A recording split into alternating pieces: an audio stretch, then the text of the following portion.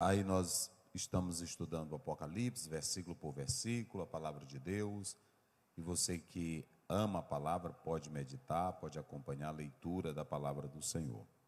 E hoje a nossa temática é essa daí: não suje suas vestes. Não suje as suas vestes. Manter as vestes limpas é a missão de todo crente e nós vamos analisar. Colocamos aí 4 pontos do versículo. Primeiro ponto aí: Deus sempre tem um remanescente fiel. Segundo, porque alguns sujaram suas vestes.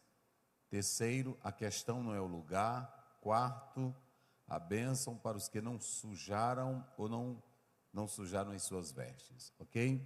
Então nós temos lá a temática e o primeiro ponto do versículo é esse. Vamos lá para o versículo. Olha o que diz a Bíblia, versículo 4. Mas também tem em Sardes algumas pessoas, ou algumas poucas pessoas, que não contaminaram as suas vestes, e comigo andarão vestidos de branco, porquanto são dignas disso. A primeira coisa, agora vamos voltar lá para os pontos, para os irmãos acompanharem. Nós vamos ser breve, temos ainda o nosso culto de Santa Ceia. Deus sempre tem um remanescente fiel. Vocês podem observar que o texto de Apocalipse diz: algumas poucas pessoas não sujaram as suas vestes. Mantiveram-se intactas, não se deixaram levar pelo torpor, pela imundícia do pecado naquele ambiente no qual se encontravam. Isso é muito importante, porque primeiro nós colocamos que a base para nós vivermos uma vida que chegue ao padrão que Deus quer são as Sagradas Escrituras. É por isso que Paulo diz em Romanos 15:4, que através dela, por meio da consolação das Escrituras, nós alcançamos a salvação, alcançamos a paciência, alcançamos a bênção. Então, tudo que nós desejamos fazer e viver está na Bíblia. A Bíblia, ela é o padrão, ela é o manual que nos orienta como nós podemos viver uma vida de santidade. Se você deseja ter uma vida de santidade, uma vida que agrade a Deus, você precisa se voltar para a palavra. Já dissemos aqui por diversas vezes, a Bíblia é a base, a Bíblia ela é a palavra, a Bíblia é o nosso manual. Por isso que Paulo, em 2 Timóteo 3:16, ele diz: toda a escritura divinamente inspirada é útil, ela é proveitosa para ensinar, para corrigir, para redarguir em justiça. Esse é o propósito, e nos tornar perfeitos e perfeitamente habilitados para toda boa obra. Então, em primeiro lugar, nós podemos analisar que o modelo é a Bíblia Sagrada. E em todas as épocas que a sociedade vem vivendo e vem se entregando às práticas pecaminosas mais baixas, mais vis, sempre em meio a toda essa corrupção, teve alguém que se manteve fiel para com Deus. O que mostra para nós que não existe essa de você dizer: eu não consigo ser crente, é difícil ser crente. Não, não é difícil. Se você se sujeitar ao Espírito Santo, Gálatas 5:16, você não vai cumprir os desejos da carne. Se você procurar andar na palavra, você vai ter a luz certa. Pode ser difícil, mas o Senhor, Ele te dá o que é necessário para você caminhar bem na vida espiritual. O problema é quando você não quer caminhar bem pelo que a Bíblia te orienta. É como ser um advogado. Você pode ser um bom advogado se seguir os códigos, as jurisprudências, as decisões. Aí você estudar, pesquisar, você vai ser um bom advogado em qualquer área. Aí tem crente que a vida dele é péssima espiritual e ele quer que a gente conserte a vida dele porque ele não quer viver na palavra. Se todo crente vivesse a palavra, nós não teríamos os problemas que nós temos hoje. Nós não teríamos. Agora, o irmão não quer viver na palavra. Por exemplo, quem é que não sabe que adulterar é pecado? Na hora que você vai para Êxodo 20, lá está escrito: não adulterarás. Quem é que não sabe que adulterar não é pecado? E por que você adultera? A carne é fraca. Sim, mas se a carne é fraca, Mateus 26, 41, Jesus disse, o espírito na verdade está pronto, mas a carne é... Mas ele dá 2 ingredientes necessários. Quais são os 2 ingredientes? Vigiai e orai. Aí tem uns que nem vigia nem ora, se entrega na vida de contenda, de bate-papo imoral, de conversas indecentes e amizades indecentes. Aí quer, na verdade, que o pastor, olha, pastor nenhum vai conseguir te arrancar de pecado. Nem Deus vai evitar você pecar. Escute essa. Nem Deus evita você pecar. Pastor Ziel, o que é isso? Nem Deus. Deus sabia que Caim ia matar Abel, sim ou não? Mas o que foi que ele disse para Caim? Pronto. O pecado jaz à porta. Vamos lá. É porque às vezes lá pelo 4, né? Jaz à porta. Aí a pessoa... É o 7, coloca aí. Olha aí o 7, vai lá. Como é que diz aí, pastor? Cadê o microfone? Vamos lá. Olha aí. 4:7. É 4:7 de Gênesis. Gênesis 4:7. Se bem fizeres, não é certo que serás aceito? Olha aí. E se não fizeres bem, o pecado jaz à porta. Olha, preste bem atenção. O pecado pode bater a porta, mas só quem pode abrir é você. Ninguém pode dizer, nenhum dos senhores, nenhuma das senhoras, que não é tentado. Todos nós somos tentados. Todos nós somos assediados. Todos nós. Tem pessoas que são tentadas em outras áreas. Numa área financeira, pode ser tentado na área de mulher, pode ser tentado na área da fama, pode ser tentado, mas ninguém vive nesse mundo sem tentação. Só Deus que não é tentado, mas todos nós somos tentados. Tem pessoas que não são evangélicas, mas elas vivem bem no casamento, 40 anos, 50 anos, 60 anos, e o marido nunca traiu a esposa. Ele não tem problema de traição, mas às vezes tem problema da ganância, da avareza, da maledicência. Tem problemas, são vários problemas, porque todos nós somos tentados. Mas olha o que Deus diz para ele: o pecado jaz à porta. Se você pegar Apocalipse 3:20, lá está assim: eis que eu estou à porta e tanto para Jesus entrar, só quem abre a porta é você, porque ele não arrebenta. Ele não arrebenta. Essa história do calvinismo, dele de determinar ou predeterminar você para ser salvo, isso não existe. Isso não existe. É a doutrina mais fraca no mundo. É a doutrina que coloca Deus como um fariseu, porque o mesmo Deus que diz que é para você amar, é o mesmo Deus que diz que ele vai colocar um no inferno e outro no céu. Então ele não é Deus de amor. Então é muito importante atentar para isso. Quando ele diz assim: eis que o pecado jaz à porta. Só quem pode abrir a porta para o pecado é você. Só quem pode abrir a porta. E todos nós somos tendentes ao pecado, mas só quem pode abrir é você. A porta do fuxico, só tem um fuxiqueiro porque tu abre a porta para ele. Senta aqui e me conta, irmão, essa história. Não é assim? Que babado é esse que está tendo? Me conta esse babado. Quem gosta de babado, e o fuxiqueiro já sabe que tu gosta. Aí ele diz, aí ela chega lá, faz um café aí, que eu tenho uma nova para ti. É assim, né? Eu conheço todinho, irmão, eu não sei como é isso aí. É porque você era fuxiqueiro, pastor Zé? Não, é porque eu vivi no interior, eu vejo do povo. Eu sei quem gosta de fuxico. Olha, no interior, em qualquer cidade, na hora que a pessoa tem a história, ele já sabe onde é que ele vai contar. Por exemplo, eu estou aqui há 10 anos, aqui não tem um membro que chega e diz assim, eu cheguei ali, o pastor Zé estava numa mesa, estava numa roda. Aqui não tem um membro. Eu nunca fui assim. Por exemplo, eu chegar num local, eu era músico, eu tocava em uma cidade aqui do Maranhão, que o pastor me levou para tocar lá. E quando eu ia tocar, e tinha músico que ficava, rapaz, o pastor, em vez de comprar esse instrumento aqui, não é Osiel. Eu disse, rapaz, não sei não, ele me trouxe para cá para me tocar. Comprar instrumento é ele, eu não sei. Se ele me der um pau para me tocar, eu vou fazer de conta que estou tocando. Porque ele me chamou para tocar, ele não me chamou para me dar opinião sobre instrumento. E o problema acontece por causa disso. Irmãos, eu sou tão sensato, eu quero dizer para vocês hoje aqui, eu só me entro no assunto quando, na verdade, eu sou cabível naquele assunto. Eu não me intrometo em nada de ninguém.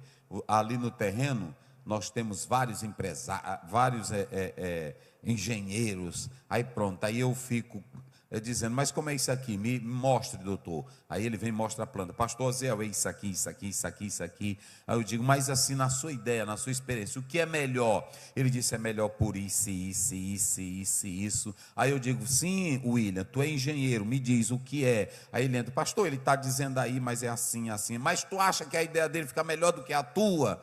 Ele diz, pastor, a dele aqui está melhor porque tem isso e isso. E tu concorda, não é assim? Está ele bem aí, um engenheiro. Aí pronto, eu disse, me mostra aqui, mostra essa planta, mostra aqui para a gente ver. É assim, eu só entro no negócio quando eu sei que eu sou cabível nele. Aí pronto, a Bíblia diz, refreia a tua língua para que tu tenha dias bons na terra. Aí pronto, aí você chega no lugar, até num café, quando tu chega lá na cantina, que te oferece um café, aí na hora que tu diz, eita, tá amargo, aquilo ali chega na direção. Não é assim? Chega na direção, toma teu café. Tu não vai morrer por causa de um gole de café amargo. Pronto. Às vezes eu estou na casa, ontem mesmo eu estava lá na casa de um pessoal muito abençoado, lá em Imperatriz, quero mandar um abraço aí para eles. Um irmão até da Polícia Federal, a esposa, gente muito boa, e o esposo também, uma família abençoada. E aí pronto, ela, pastor, tome o café aqui, aí botou. Está amargo, pastor? Eu disse, deixa do jeito que está, irmã. Eu vou tomar, mas não diga se está amargo. Se tiver, eu boto açúcar. Eu disse, não, tá bom, tá bom, tá bom. É assim. Aí eu sou desse jeito. Botou ali, Jesus disse, quando tu chegar numa casa, se botar cobra para tu comer, coma. Porque é na casa dele, não é na tua casa. Aí pronto. Eu me lembro que um pastor da nossa convenção, ainda na época do pastor Estevão, uma irmã chegou e disse assim na convenção, pastor Estevão, eu estou com pena de ficar com um obreiro lá na minha casa, porque ele não come nada com sal, e aí pastor, tem os outros, eu não sei como é que eu faço. Aí na tarde o pastor Estevão disse, o irmão que tem problema com a comida de sal, vá para um hotel e traga a sua esposa para fazer comida para você. Porque assim, porque quem tem esse negócio, irmão, tem que andar com a mulher mesmo, e com um fogãozinho daquele de 2 bocas. Onde chegar, tu faz. Os caminhoneiros não é assim que eles fazem? Na casa dos outros eu não posso botar banca. Então é muito importante aqui, olha, irmãos, pecado só entra quando tu abre porta. Pastor, mas todo mundo é fraco. Todo mundo é fraco, mas todo mundo tem um anúncio de como vencer a fraqueza. Vocês entenderam como é as coisas? É para isso que está a lei, está bem um advogado. Pronto, ninguém pode alegar que matou, aí não sabia, matou porque não sabia, não desconhecia, não existe essa. Na vida espiritual é do mesmo jeito. Se você olhar a Bíblia, ela está dizendo, fuja disso, fuja daquilo, fuja disso, é desse jeito, está aí. Para nós, a Bíblia, todo tempo, ela tem esse recado. Aí a pessoa não vigia, a pessoa não consegue. Uma pessoa agora diz para mim, pastor, me ajude, porque lá a mulher é linda demais. E eu disse, tu tem que pensar na tua salvação e no teu caráter. É assim. Porque senão tu vai ficar doido. E o tanto de mulher bonita que tem nesse mundo, aí agora, pronto, é para tu todas elas do mundo. Tem que se aquietar, tem que, Senhor, me ajuda, me dá graça, e me dá vergonha também, Jesus. Me dá vergonha. Porque amanhã teus netos vão olhar para ti e dizer, ei, vovô, você é vergonha, esse nosso vô. É assim ou não é que ele vai olhar para você? Lembra-te do teu Criador, antes que venham, pronto, maus dias. Aí pronto, pessoa, mas já pensou, irmão, Tem irmão aqui que ninguém na igreja queria ele. Eu conheço muitos que a moça nenhuma queria ele. Aí de repente melhorou, a irmã quis, aí melhorou, está mais bonito. Mas naquela época ninguém te queria. Aí você trair a mulher da sua mocidade é negócio sério. É negócio sério. E aí você está no culto de Santa Ceia, você está num trabalho, é desse jeito. Todo o tempo eu estou orando, Senhor, me ajuda, não deixa nunca eu fracassar, me sustenta, que até Jesus foi tentado. Coloca aí, Hebreus 4. Mas aí está aí, ó. Deus chegou lá e disse, tu não vai matar, eu vou colocar um poder, e tu não vai tocar no meu servo. Ele disse, está dentro de ti, na porta. Mas quem era que podia abrir a porta do homicídio? Quem era, irmãos? Deus? Era só o Caim, só quem podia abrir a portinha era tu. O desejo vem. Lutero escreveu, olha, Lutero, tu não pode evitar que um pássaro voe sobre a tua cabeça. Essa frase é de Lutero. Mas tu pode evitar que ele faça um ninho na tua cabeça. Então eu não vou evitar. Quem é que não vai evitar? Quem é que vai evitar de uma mulher passar na sua frente? Um homem. Ninguém vai evitar. Agora você pode evitar alojar dentro do teu coração. Ô Senhor, tira isso da minha mente, Pai. Isso não é para mim não, Pai. Me dá graça, me ajuda. Agora se ficar, oh meu Deus, eita Pai, me tira desse negócio. E aí olhando direto, não, Senhor. Aí tu já está chamando pecado. Senhor, pronto, né? Tem um doutor Douglas, ele diz o seguinte, ele diz, você pode ver, e não diga que você não goste, porque é natural tanto do homem como da mulher. Mas você diz, eu já tenho aquilo que Deus me deu, eu já tenho a minha esposa, eu já tenho a minha vida, eu não preciso disso para estragar meu casamento, minha vida, meu relacionamento. É aí que você pensa, pronto. Um dia o irmão disse para mim, pastor, ele é doido. Eu disse, dá aqui 2 notas de R$100 para ver se ele rasga. Rasga, irmão? Não, aqui é dinheiro, isso não é doido. Porque o doido é que não liga para nada, não é assim? Ele rasga, aí ele rasga o dinheiro. Então você não é doido, você sabe o que é pecado e o que não é pecado. Pronto, e vem os limites, mas aí vem. Coloca aí Hebreus 4,15, veja aí. Olha aí como é que diz. Porque não temos um sumo sacerdote que não possa compadecer-se das nossas fraquezas, porém um que, como nós, em tudo foi tentado, mas sem pecado. Mas não pecou. Então Deus sempre tem os seus. Pode ter homem ruim, pode ter mulher ruim, pode ter crente ruim, mas Deus sempre tem os fiéis e sinceros que se mantêm com vida santa. Mas eu acho bom, meus irmãos. Eu acho bom, eu acho bonito. E aí eu coloquei aqui nesse primeiro ponto. Bota lá, Jorge. Primeiro ponto está aí. Deus sempre tem um remanescente fiel. Deus sempre tem os seus. Se você analisar, lá no Egito, José foi morar no Egito. A mulher botou em José ou não botou? Botou em José. Aí lá no 39:9, ele diz, olha, o meu Senhor, ele não sabe nada aqui não, dentro dessa casa, ele entregou tudo para mim, mas eu não poderia fazer tamanho mal, porque eu estaria pecando contra Deus, e estaria pecando contra ele. Está aí, ó, está aí, viu? Porquanto tu és a sua mulher, pronto. Mas você é lindo. Eu não quero saber se eu sou lindo. Tu é casada, bicha ruim. Não é assim. Porque a mulher de Potifar, quando ela bota em cima, é fervendo. Agora, tu tem que agir como José. Pronto. E aí, pronto. Ela insistindo, vai vencendo. Na última, ele disse, não, aqui não vai mais dar certo. Essa mulher está demais. Porque ela voou nele mesmo. Voou, que a mulher da vida... ela é sagaz. A mulher da vida é sagaz. A Bíblia diz que da boca dela sai mel. Não é veneno não. Primeiro é o mel, só que depois é veneno. Aí mata, não é assim? Ela destila mais do que essa mulher da rua faz. Faz mesmo não, que a vida dela é ser sem vergonha e a tua é trabalhar. É ou não é? Eu duvido se ela deita contigo para perguntar, e o leitinho dos meninos, tu já comprou?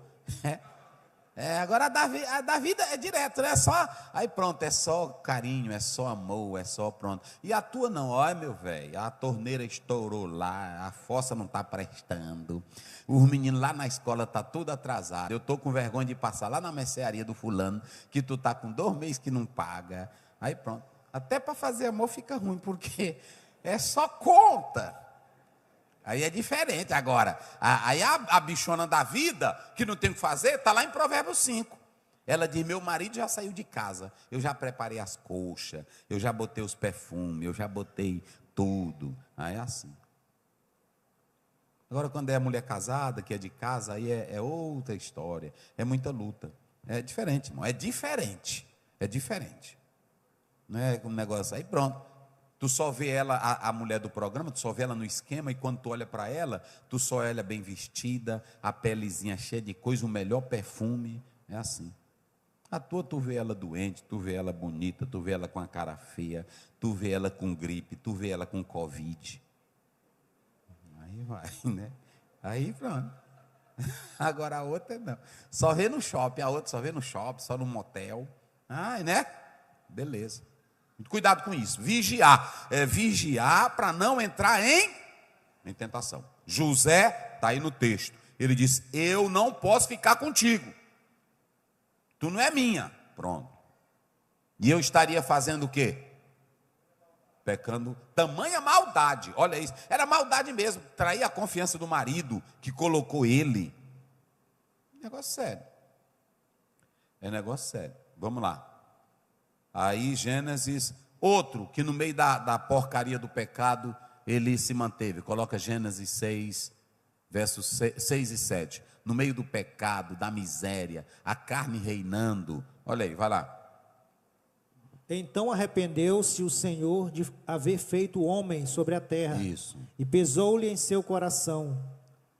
E disse o Senhor, destruirei o homem que criei de sobre a face da terra, desde o homem até o animal, sim, até o réptil e até a ave dos céus, porque me arrependo de os haver feito. Aí. Noé, porém, achou graça aos olhos do Senhor. Olha aí, no meio, eu já li um autor que diz que enquanto a carne assumiu o controle e o trono, teve no meio desse pecado todo e dessa miséria e dessa desgraça, um homem que servia ao Senhor. Aqui está a diferença. Pastor, quando você vê um crente com esse negócio, está difícil a gente viver nesse mundo, ele já está procurando brecha para pecar. Pastor Osiel, que negócio é esse? Pois é, porque o crente que está cheio de Deus, a cada dia ele toma nojo do pecado, do mundo cruel, e procura servir a Deus em espírito e em verdade.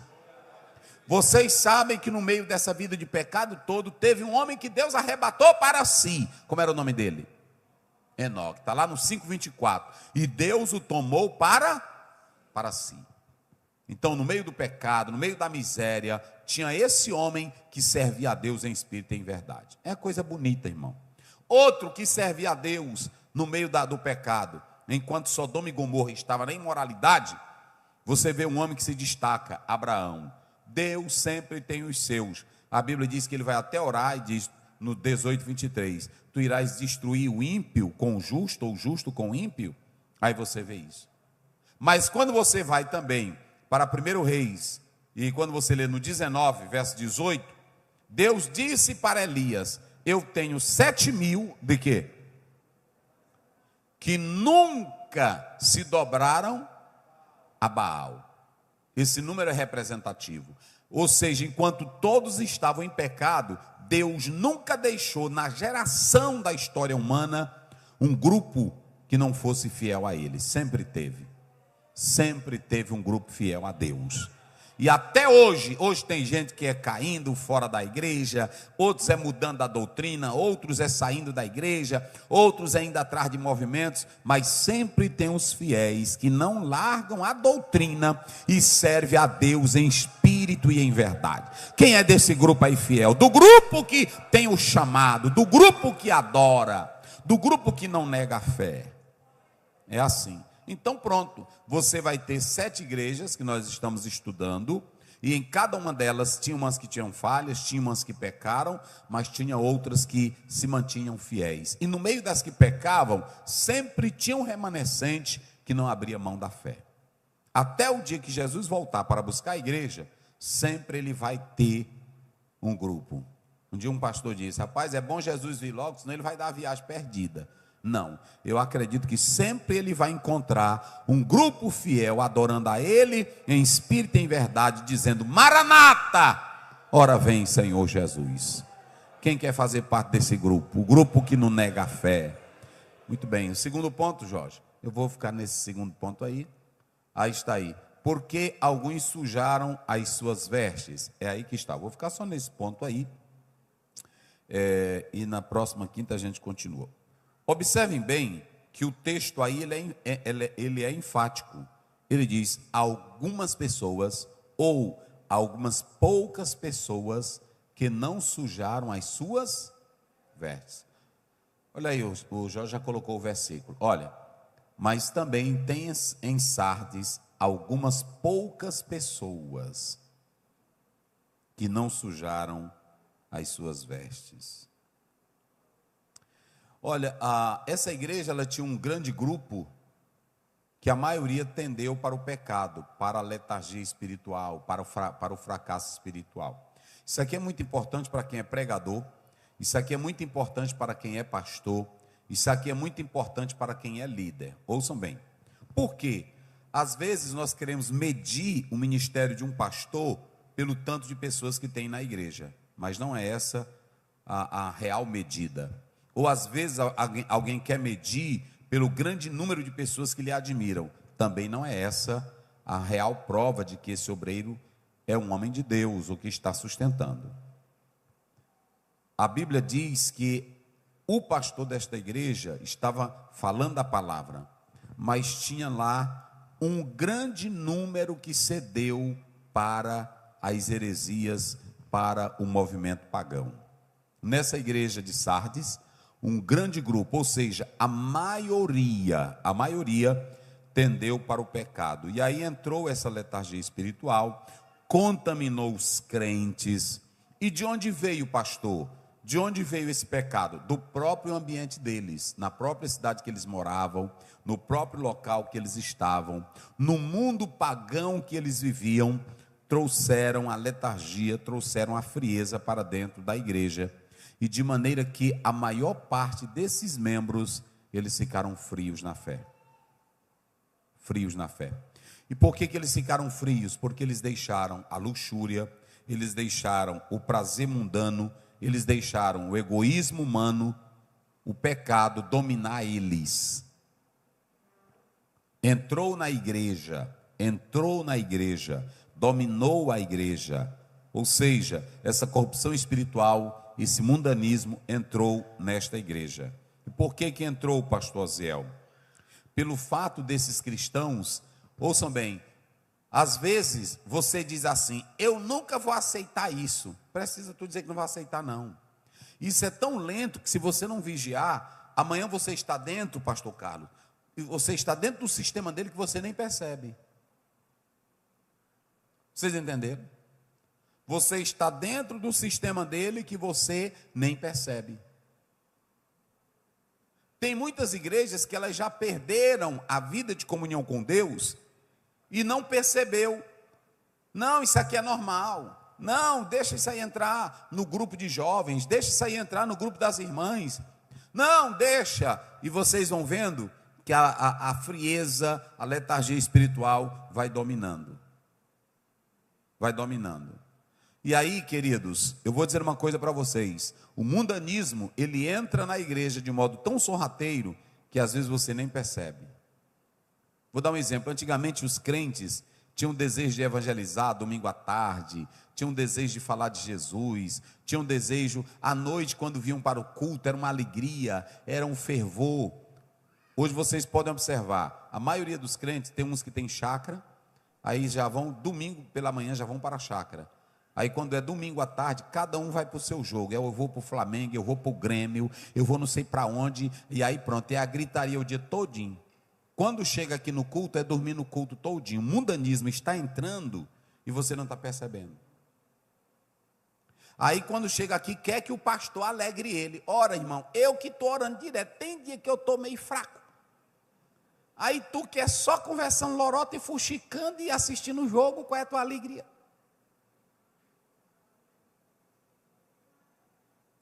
E aí é outra coisa, não, isso aqui não tem nada a ver, isso aqui não compromete salvação.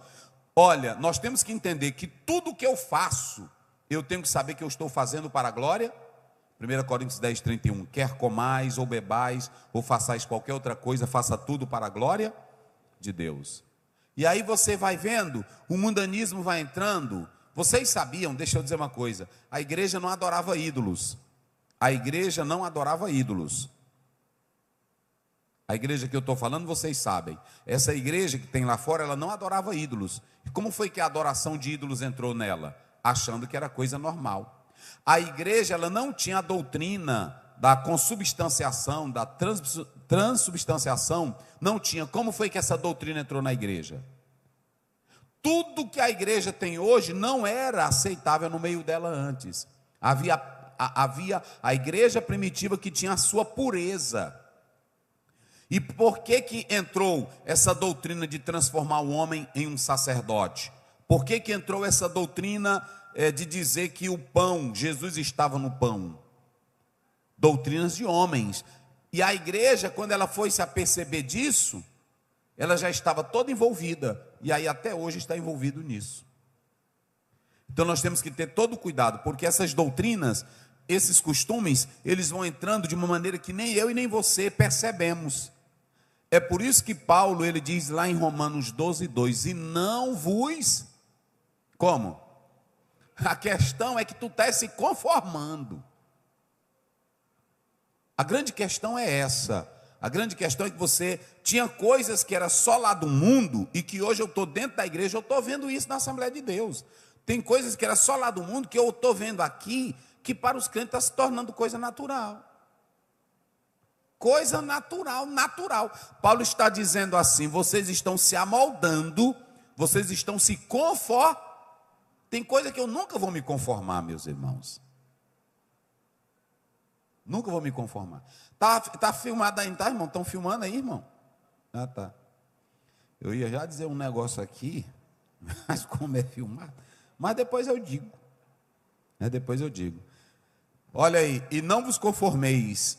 Como é que você é crente? É 12:2, viu? Botou foi 12. Olha, como é que você é crente e você se amolda conforme o mundo? Tem coisas que era só lá do mundo e hoje eu estou trazendo para dentro da igreja. E como é que o mundo, Jesus disse lá em Mateus 5:20, se a vossa justiça não exceder a dos escribas e fariseus, ora, se for para mim ser crente e ter o mesmo padrão de um incrédulo, onde é que está a minha crença? Onde está a minha diferença de crente? Vocês sabem que eu não sou pastor radical, não sou xiita, eu não sou louco, mas tem coisas que eu estou vendo no nosso meio, que é pura carnalidade, que é pura coisa dos homens. E aí nós temos que... E sabe o que é isso? A Bíblia diz, Jesus disse assim, os prazeres e as riquezas e as coisas deste mundo sufocam a palavra. Tem muita coisa hoje que já sufocou a palavra na tua vida. E você não percebe disso, você não tem ânimo para orar, você não tem ânimo para glorificar a Deus, você não tem ânimo mais para buscar o Espírito Santo, você não é renovado em línguas, você não tem dom, você não tem profecia, você não tem alegria de cantar, você vem para um culto desse, você senta, você masca o chiclete o tempo todinho, e você sai desse culto, você não espanta nem mosquito dizendo um glória. Já se acomodou com as coisas do mundo, lamentavelmente. E Jesus disse lá em Mateus 13, ele disse lá no Mateus 13, as coisas desta vida sufocam a palavra. Sufocam a palavra. Tem coisas, irmãos, que eu até mesmo a gente pensa assim, mas na hora que eu vou falar, comigo mesmo, eu sinto dentro de mim, não, isso aí não é bom para você. Eu disse, não quero isso não. Isso não é bom para você. Eu sinto, olha, quem tem comunhão com Deus, 24 horas o Espírito Santo ainda fala com ele. O Espírito Santo ainda fala contigo. Eu tenho coisa que eu estou aqui, aí eu vou pegar e dizer, não, isso aqui não dá não. É desse jeito. É assim. Mas na hora que eu vou ler a Bíblia, que eu pego sem camisa, aí dentro de mim, você vai ler a Bíblia sem a camisa. Não é ninguém mandando não é pastor não, eu mesmo vou lá, e eu disse, não, eu vou para reverência. Reverência para com Deus é negócio sério. Aí pronto, aí os irmãos, eu não sei mais não. Sei mais não. Coloca aí para nós finalizar. 1 Pedro 1,14, olha aí. Cada um é tentado e engodado pelo seu próprio pecado. Aí você, olha aí, está aí. 1 Pedro 1,14. Aí, ó. Como filhos obedientes, não vos conformando com o quê? Com a concupiscência que antes havia em você, irmão, eu vou finalizar com essa. Não precisa eu estar dizendo aqui para vocês. Mas quem é dos crentes aqui que não sabe? Eu vou só dar um exemplo. Antigamente os crentes pregavam contra cigarro. Pregava contra cigarro. Hoje os crentes, então, é bom. Antigamente os crentes era doido mesmo. E a Souza Cruz agora, ela tem que botar no pacote dela a desgraça que o cigarro faz. É assim ou não é? Pronto. E isso aí os crentes, antes da Souza Cruz botar, nós já botava. Não fume, porque tu não foi feito para ser chaminé. Era assim que os pregadores pregavam. Tu não é chaminé. Eu me lembro que até tinha um cantor, que se fosse para ser assim, Deus tinha feito o homem com um chaminé na cabeça para jogar fumaça. Nós pregávamos e cantava. Hoje os crentes tudo é medroso, os crentes tudo é medroso. Tudo é medroso, tem medo de não sei de quem, medo de não sei de quem, é um medo. Eu vou dizer uma coisa, daqui um dia nós estamos com medo de pregar contra o pecado, e aí é que o mundanismo vai entrar mais. Vai entrar mais. Medo. Nós não podemos provocar ninguém, nós não podemos caçar conversa com ninguém, agora nós não podemos deixar de dizer a verdade. Quando a Bíblia diz que eles chamaram os apóstolos e disseram, se vocês falarem em Jesus, não matar, bater, e eles disseram, pode fazer logo isso, porque nós não podemos deixar de falar daquilo que nós temos visto e daquilo que nós temos ouvido. Vocês sabem o que acontece? É que a maioria dos crentes hoje não sabe mais o que ele viu pela fé. E quem não tem certeza do que não viu pela fé, não pode falar com alegria. Irmão, é crente morrendo pelo amor de Jesus, é crente morrendo pelo nome de Jesus, sem medo. Agora, crente que não tem a visão de Jesus, que ele só pensa nas coisas daqui, aí ele, irmão, fala isso não que tu se complica. Não fala isso não que tu se complica e tu vai para o inferno. É assim, a verdade é essa. Se complica. Aí, eu encerro por aqui, porque tanta coisa. Eu estou com vontade de dizer um bocado de coisa hoje, mas eu vou me aquietar. O Espírito Santo está me incomodando aqui, mas eu não vou falar o estudo hoje não, mas eu vou dizer para vocês. Mas eu só quero finalizar dizendo, eu não tenho padrão do mundanismo para a igreja que eu vivo. Pronto, eu não tenho. Não tenho meu padrão do mundo para a igreja. A Bíblia diz que nós temos que ser luz e não trevas. E aí pronto. E é viver a palavra de Deus, servir a Deus com alegria. Muito bem, vamos ficar de pé. Nós convidamos